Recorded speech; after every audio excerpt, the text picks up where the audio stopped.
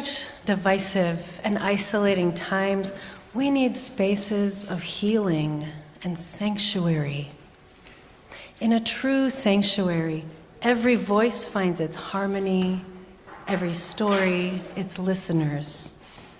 Here, we celebrate the radical act of inclusivity, affirming that our tapestry is richest when woven with the threads of all identities.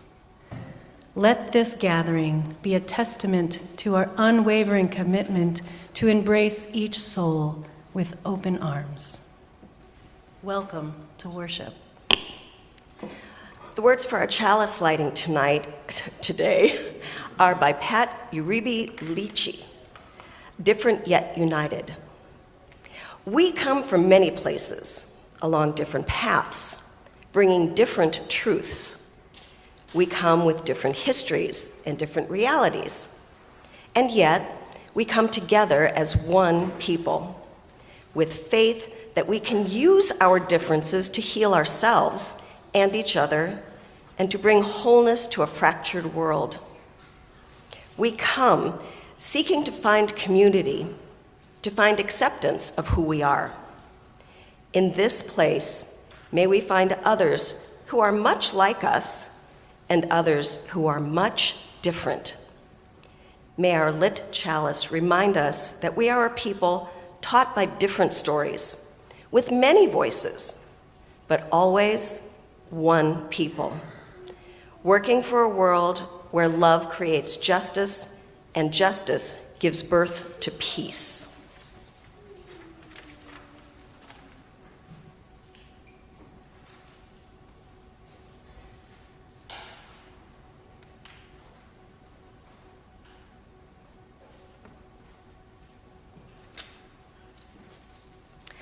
I would like to introduce our worship leader today.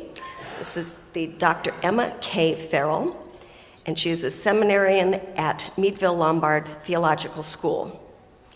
Before heeding the call to ministry, they worked in academia as a biochemistry researcher, taught at several universities, and worked in the private sector as an analytical chemist. Emma has published professionally in several related fields, including metabolomics, enzymology, and education, but consistently found the most meaningful parts of their jobs to be the relational ones.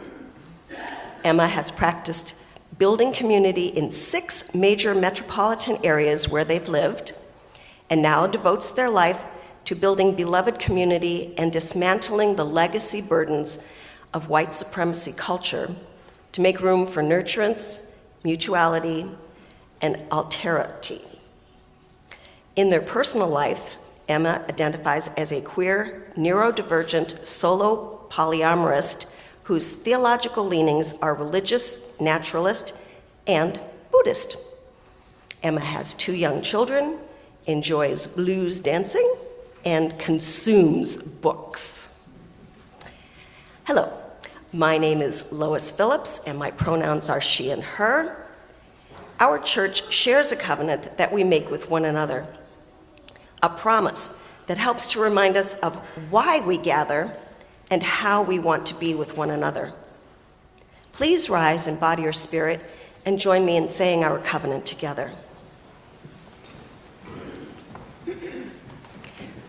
We unite to strengthen the bonds of kinship among all persons, to promote human dignity, and to increase life's creating, sustaining, and transforming power through worship, study, and service.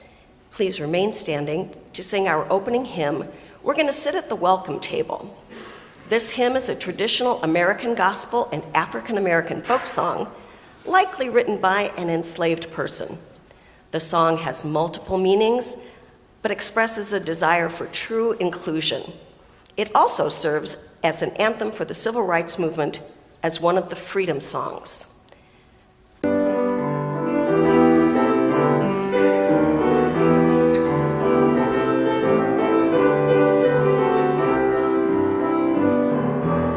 Yeah.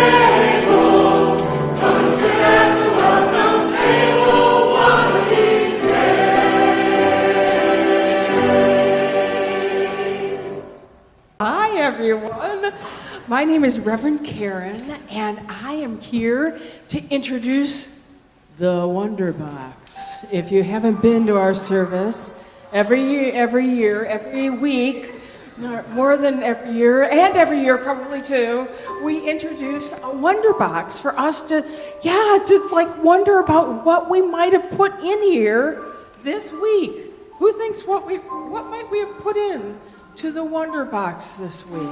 It's a story about neighborhoods. Yes. Do you have an answer, Connor? Well, no, we can't open it. We've got to guess first. I know, it's so much funner to open it. What do you remember? Does anybody here remember shaking things and saying, oh, that's a tape at Christmas? An egg shaker? It's not an egg shaker. That would have been excellent. What else do you think it might be? Anybody? Yeah, what? No, you've got to act on it. I know, it's going to be so exciting when we open it. Reese, what do you think it is? A star. That's a very good guess as well. What's that? We did not trap a fart in here, but I do want to note that that's what did not come from me. Okay. What do you think, Reese? And then we're going to get on to the story. Huh? Okay, another fart. Okay. Connor, do you want to open up the box and see what's in there? Oh, you going to open? He raised his hands first. Hi, William. What is it? Oh, it's not yours. I'm sorry. But it's you should show, can we show everybody else? What is it? It's a rainbow. Do we know what rainbows come from? They come from rain and sun. Rain and sun. So sometimes we can think that's awesome. Sometimes we can think that rain is not such a good thing, but you know what? When the sun shines through it, we get this beautiful thing in the sky. I know, rain is good for the trees and plants and all kinds of things. So today I'm going to tell a story about some neighborhoods, because sometimes neighborhoods can feel a little bit like the rain and not the best thing in the world until things happen. How about that? Okay. So, once upon a time, there was a neighborhood like so many others in the city. It had houses and streets and trees and neighbors who never met one another, because no one ever goes outside their houses anymore unless you have dogs. But there was a Camilla who lived at number 15, and there was a lot of noise that came out of her house, but neighbors figured that she was hard of hearing, so she turned up the volume on her TV. In reality, Camilla had 10 babies who married tons of bundles of energy. Do you guys know what tons of bundles of energy are? Yeah. They say yes. Awesome. Camilla didn't dare start up a conversation with her neighbor, Mr. Martinez. He seemed so serious and straight-laced. She was convinced he didn't like kids at all and wouldn't want to have anything to do with her. But when Mr. Martinez got home from work, he changed completely. If only I had an audience, he said. Oh, his neighbors were a noisy hen and a huge dragon, who didn't seem to have very much of a sense of humor. The truth was, there really was no huge dragon on the street. Mr. Martinez's neighbor was a little mouse who lived in fear because there was a cat who had moved in, and we know what cats eat, right? What do cats eat? Mice! Why the dragon? There you go. Philip the mouse was very creative, and he came up with this incredibly clever solution to feel like he was safe from his very dangerous feline neighbor. What Philip could not possibly imagine was that the cat who lived across the street was, yes, vegan, okay? So he never ate mice. He ate a lot of vegetables. What are vegans? Yeah, like you. Okay, there we go. Vegans, so he would never eat a mouse. He'd like to play cards and knit pillows and most of all tend his vegetable garden. Rodolfo was so shy that he never once waved at his neighbors, would you risk waving at a fierce dragon? I really think not. On the corner lived Matilda, a brilliant scientist. She worked all day long building astonishing things. What do you think those are? Robots. She spoke only to her robots, the ones that she had built, and she figured no one lived next door because the house was always locked up tight. Okay, no. But someone did live there. It was just Miss Kate, who slept all day like owls do, and she spent all night long on the internet reading the news, which we know is not the best thing to do these days, playing games of solitaire. Please play games of solitaire. That's totally fine. She didn't even remember to raise her blind, so look at that house. It looks like nobody lives there, right? You wouldn't think anybody lived there. Pepe, would you? Oh, would you go up and knock on the door? Wow, you are brave. Okay, if you have any houses like that in your neighborhood, we've got a volunteer. Pepe the ogre lived at the top of a beanstalk. That's where ogres live. No one ever rang his bell, so he never left his house. He was convinced his neighbors were afraid of him because ogres have a bad reputation, but he was a good ogre. The reputation is just bad. Thank you very much. The truth was that Pepe was a bookworm. He yearned to share his love of reading and dreamed about organizing a book club or two in the neighborhood. Even better, because one book about traveling and one about superheroes. Why do you think he might, what is he dressed like? Like Superman, right? Okay, the Superman wears favorite kind. Then one fine day, something terrible happened. The internet went out. Oh my gosh, has that ever happened to you? I mean, really, I can't think of anything more terrible. Oh dear, said Mrs. Paquite, this is horrible. Matilda was shocked to hear her neighbor. Someone did live next door. But Matilda was very handy, so she solved Mrs. Paquite's problem. In the blink of an eye, she turned the internet back on. And since that next day, Mrs. Paquite realized she needed another egg for her cake recipe. She rang her neighbor's door for the first time. Pepe the ogre was very pleased to see her. She wasn't afraid of him, and he ran down to have tea and cake. Camilla looked out her window and was surprised to see there were 3 neighbors eating cake together. That made her think maybe she should try knocking on Mr. Martinez's door, and she found out that he wasn't so straight-laced after all. Rodolfo the cat got a big surprise when he decided to put aside his fear and shyness and go visit the dragon next door. For the very first time, he realized it was not a dragon. Soon, everyone knew each other, all because they had come out of their homes. They became friends. The neighborhood is now something different. It's a community, and everyone is happier. It's sort of like that rainbow that we just saw. Sometimes when we shine light through things and we come out of places, we see things a little differently. Thank you very much. We are going to sing the children out. We're going to go to a class on drumming.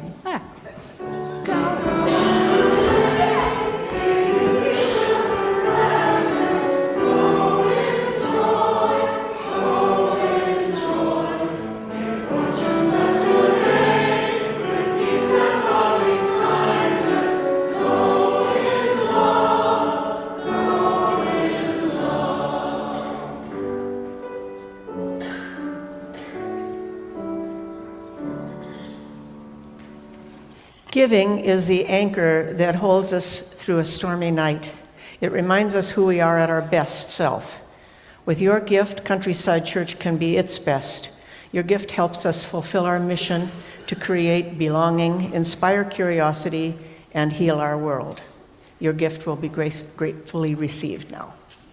I invite you to join me in a moment of meditative reflection, to come fully embodied into this space, bringing whatever is real for you. If it's joy, let it flow through you as a fulfillment of life's ecstasy. If it's sadness, let it wash over you in its fullness. If it's loneliness, let it pierce and tenderize your heart. Even if it's anger, sit with the fire in your blood. Whatever is real for you, you are having a human experience, and all of it is welcome. All of it is a meaningful, interdependent part of the unfolding of things. But I don't want you to do it just because I asked you to. It's my prayer for you that you have space in your life where you can show up in your wholeness. No posturing, no proving yourself, no supposed to's from any external or internalized forces. It's my prayer that you have a place where you can somatically know that you are a beloved child of the universe, just as you are. I invite you to look around at those gathered here. Know that they too are having a fully human experience. When we see ourselves and each other more fully, then we can truly be together. And together, we are capable of so much more than we could be separately. With this openness to our collective and individual human experiences, I invite you fully into this shared sacred space. Let it be whatever it needs to be for you today. And may we give ourselves and each other grace as we make room in our hearts for the joys and concerns of this week. This is our recognition of the joys and concerns within our congregation. If you have anything to share, please use the form on the website under the Pastoral Care tab.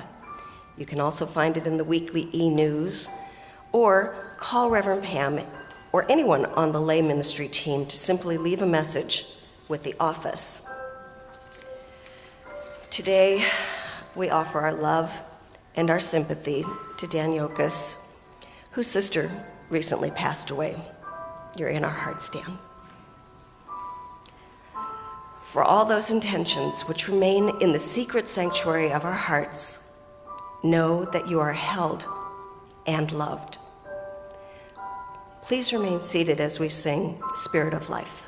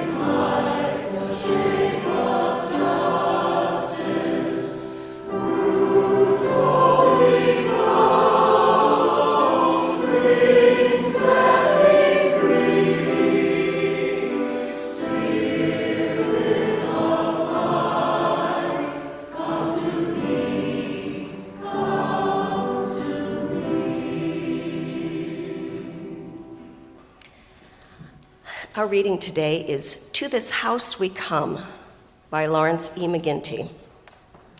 To this house we come bringing our boldest dreams, seeking here the inspiration and the strength to make them be. To this house we come hoping to bury broken dreams, to be sustained through pain, and to discover new ones amidst our tears. We come here lonely, isolated from meaningful human contact, searching for warmth and closeness and care. Needing to grow beyond plateaus of the commonplace, we seek here challenges and commitments productive of greater wholeness and deeper meanings.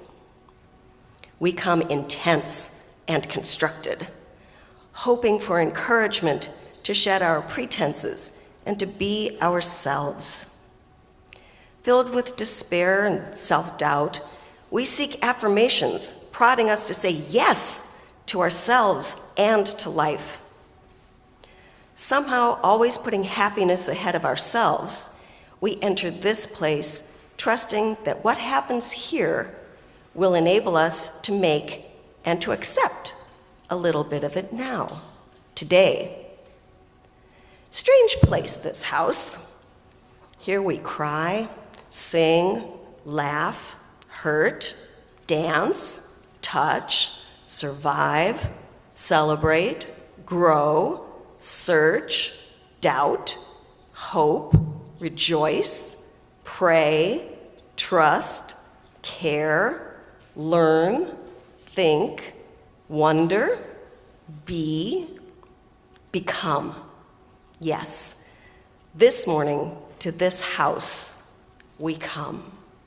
Thank you all for having me today in this pulpit. It is an honor to be here, and I know it wasn't necessarily your personal invitation, but it truly warms my heart.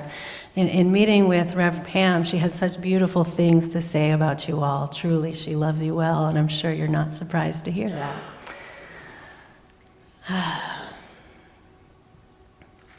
So, when I agree, and on that note, thank you for that interlude. When I agreed to give the sermon for this particular Sunday and marking it in my calendar, I failed to recognize what a momentous time in our political landscape it would be. And I give voice to it now just to acknowledge that there's going to be a lot of big feelings, thoughts, ruminating here in this space, in this room. And I want to give space to that. I didn't realize that we'd be sitting this side of this set of executive orders that threaten to do away with diversity, equity, and inclusion initiatives, threaten the livelihoods of immigrants and their families. This time of great division in our country, it demands from us some kind of action. I want to acknowledge the real harm that's being done, particularly to marginalized groups of people. I want to give a shout out to Episcopal Bishop Marian Edgar Buddy for speaking up for immigrants, queer people, those living in fear, and making a plea for mercy as she spoke truth to power. A big part of the work of the church as I see it, and perhaps as Bishop Buddy sees it, is the work of creating safe haven, places of welcome where folks can come with their broken hearts as well as their joys. Places we can come together to recognize our magnificent molecular and emotional interdependence, finding healing through meaning-making and community, recognizing the strength that comes when we're together, because we're greater than the sum of our parts. In its work on multiculturalism, the Unitarian Universalist Association's Leadership Council declared a vision to create a fully inclusive community where all people are welcomed as blessings and the human family can live whole and reconciled. That's a beautiful notion, isn't it? A fully inclusive community where all people are welcomed as blessings and the human family can live whole and reconciled. That sounds like healing and safe haven to me, and it sounds like what we need, particularly in these divisive times. It's worth working for. But it begs the question, what does that look like? How do we do that work? How do we build a radically inclusive, welcoming community that is a true safe haven for all kinds of people? Now, I dare say the divisiveness in this country contributes to the epidemic of loneliness. Maybe you're aware in 2023, the US Surgeon General put out a public health advisory about the health crisis that is the epidemic of loneliness, saying, for instance, that lacking connection can increase the risk of premature death to levels comparable to smoking daily, not to mention the impact on the quality of life, let alone the length. There are folks out there really struggling, painfully isolated.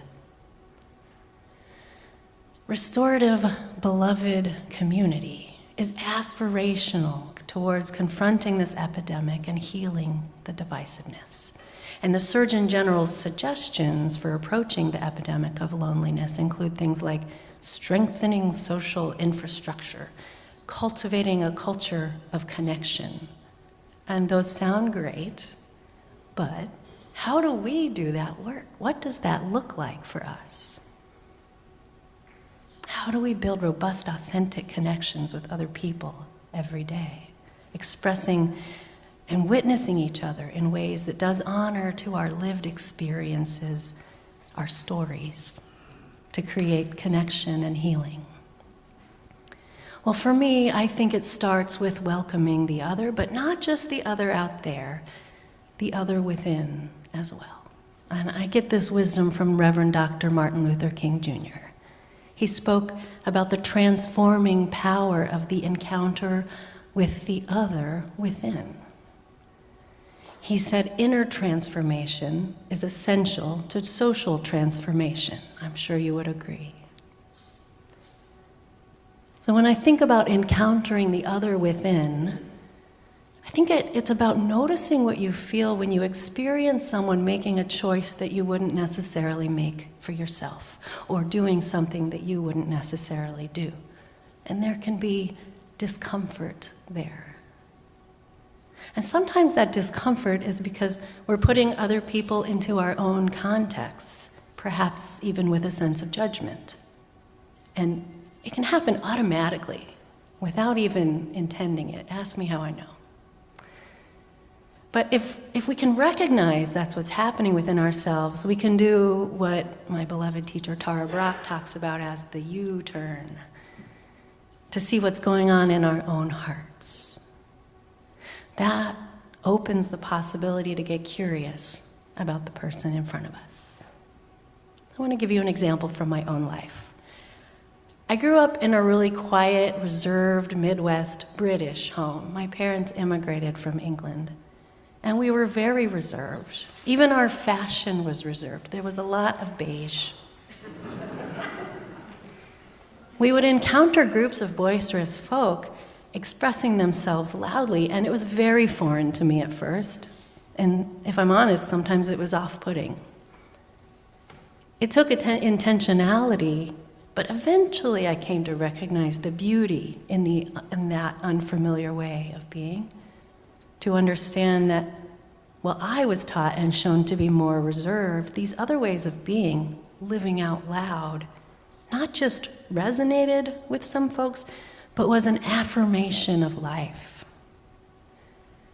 And eventually I learned to love the laughter of loud groups in restaurants.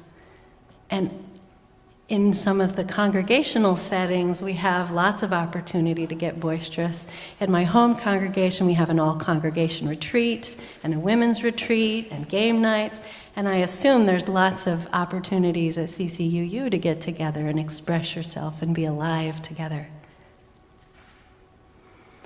So I learned to love folks for how they chose to show up for themselves in the world, to express their authentic selves. But I didn't start there. It wasn't automatic.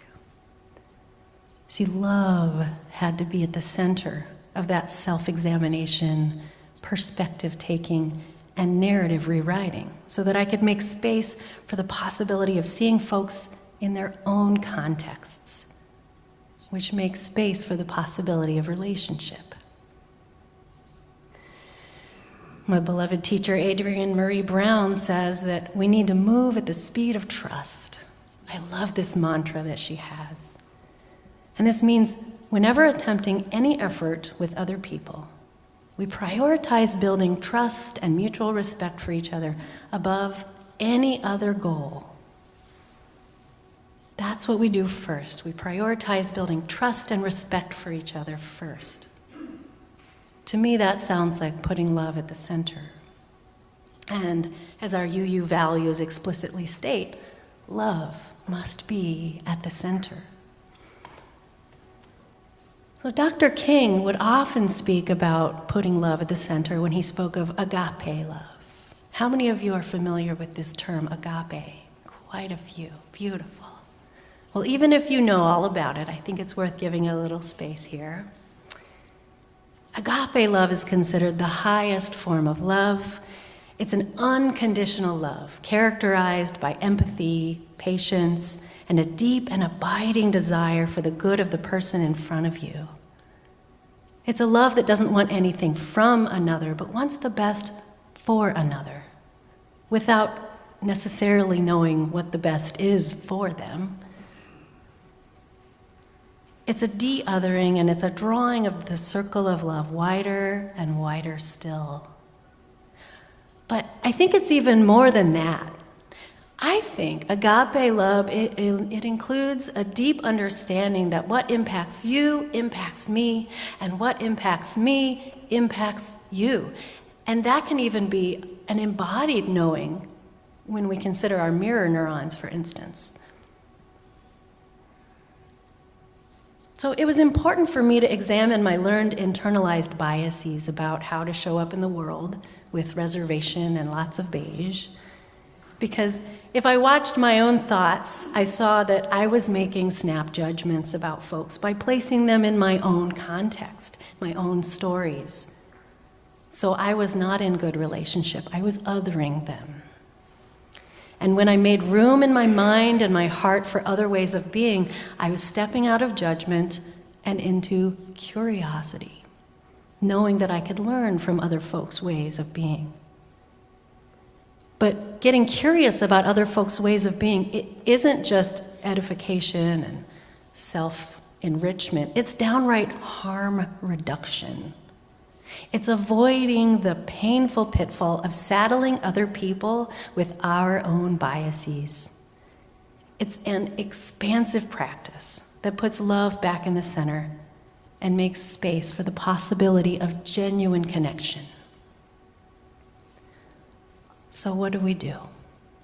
What does this work of healing our divisiveness look like exactly? I believe it has everything to do with where our own hearts are at, starting with that U-turn of inward examination of the other within. So I am going to offer you 3 takeaways. Foster a sense of belonging, listen as if everyone is our teacher, and have accountability to one another. Fostering a sense of belonging, creating a place where people can show up exactly as they are without having to change themselves to fit in. Radical acceptance. Believing people from their own points of view, from their own contexts. Now, we may not really know what someone's context is, and that's why we get curious about other people. And that brings me to number 2. We can listen as if everyone is our teacher. We can listen knowing that we can learn something from each person that we meet, and it's an acknowledgement of the dignity and wisdom of the lived experience of the other. Part of that has to involve noticing our own assumptions and judgments, as I keep saying, which brings me to number 3. Accountability. It's essential for authentic connection. The ability to say bravely, oops, and ouch, right? I'm sure you've heard this before. Oops, I didn't mean to use that turn of phrase, and I see that it's problematic. Ouch, that thing you said didn't land well, or probably didn't land how you meant it. Or even, ouch, I don't feel understood here. Listening to those feedbacks from each other, it's an openness to critique and insight from other perspectives while relinquishing the justification of intent. If we can actually listen without leaning on our justification of intent, then we're showing that we actually really do have good intent. So, fostering a sense of belonging, listening as if everyone is our teacher, and being accountable to one another.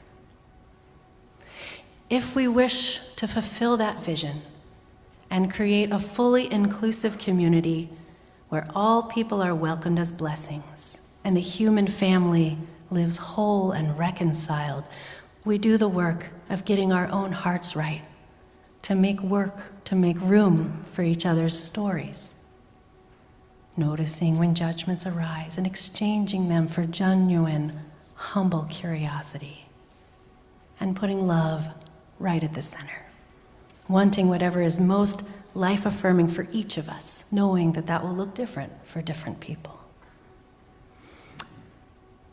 The epidemic of loneliness and the deep divisiveness is tied to an illusion of separateness, but we are not separate. And we can tap into that connectedness by witnessing each other and holding what we see in accountable love. And so may it be. Amen. Assalamu alaikum. Shalom. Ashe. And blessed be.